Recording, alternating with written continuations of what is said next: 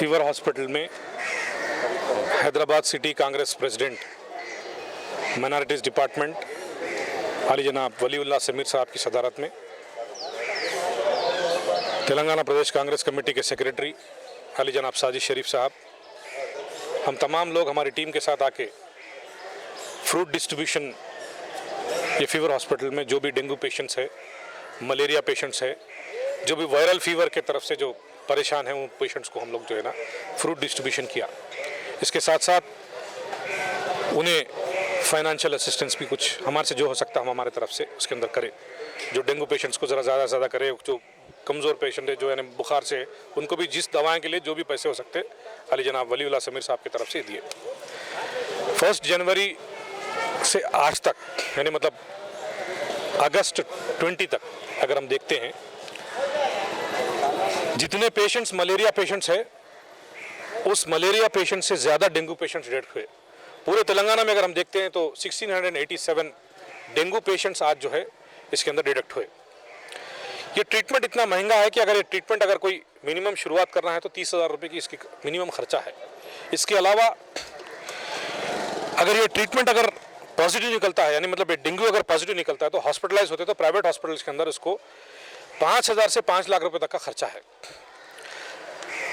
जून 1 से अगस्त 24 तक अगर मैं देखता हूं तो जितने रिपोर्ट्स मलेरिया के 510 पेशेंट्स डिटेक्ट हुए, dengue 892, chikungunya 110, typhoid 10,930, acute terror disease 86,826 और इन्फ्लुएंजा लाइक इलनेस 2,22,828।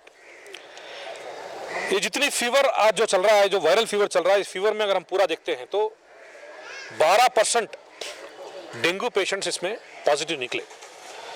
आज जो है ये ट्रीटमेंट इतना महंगा हो गया, अगर इस डेंगू का अगर टेस्ट कराना है तो 1,000 से 5,000 रुपये तक का खर्चा है। मलेरिया लेप्टोस्पिरोसिस अगर टेस्ट करें तो उसको 15,000 का खर्चा है। प्लेटलेट्स ट्रांसफ्यूजन के लिए 10,000 से 15,000 का खर्चा है।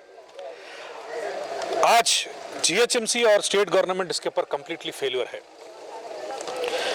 केसीआर साहब के पास ऑल डिस्ट्रिक्ट कलेक्टर्स को बुला के उनकी कॉन्स्टिट्यूंसी में बात करने के लिए केसीआर साहब के पास टाइम है, लेकिन हेल्थ इश्यूज पे बात करने के लिए उस पर डिस्कस करके किस तरह से प्रिवेंटिव उसका मेजर लेना है, उसके लिए उनके पास टाइम नहीं है। कालेश्वरम प्रोजेक्ट के ऊपर कई ऐसे मीटिंग्स हो रहे हैं, लेकिन हेल्थ इश्यूज को लेकर फीवर हॉस्पिटल को विजिट करने का काम, ये कोई काम जो है ना केसीआर साहब के पास करने के पास टाइम नहीं है। इसके अलावा 2016 में केटीआर साहब 100 डेज एक्शन प्लान दिए जीएचएमसी इलेक्शंस के टाइम पे। उसमें एक मानसून एक्शन प्लान था। मैं केटीआर साहब से सवाल कर रहा हूं कि मानसून एक्शन प्लान कहाँ है? आपके पास पार्टी की मेंबरशिप ड्राइव चलाने के लिए टाइम है, आपके लीडरों के पास टाइम है, लेकिन हेल्थ इश्यूज को लेकर जीएचएमसी के अंदर इतने परेशानियां आ रहे हैं, इतने प्रॉब्लम्स है, उन गरीब लोगों के बारे में सोचने के लिए आपके पास टाइम नहीं है। कांग्रेस पार्टी डिमांड करती है कि जो है जितने आज जीएचएमसी के अंदर वायरल फीवर को लेकर, डेंगू पेशेंट्स को लेकर, मलेरिया को लेकर, आज हमारे पास हमारे तेलंगाना प्रदेश कांग्रेस कमेटी के सेक्रेटरी साजिद शरीफ साहब के उनके 2 भाई के बच्चे भी, एक बच्चे को प्राइवेट हॉस्पिटल में ट्रीटमेंट करा तो 4-4 लाख रुपए का खर्चा है। इस तरह की हालत है तो गरीब आदमी इसको अफोर्ड कैसा करेगा?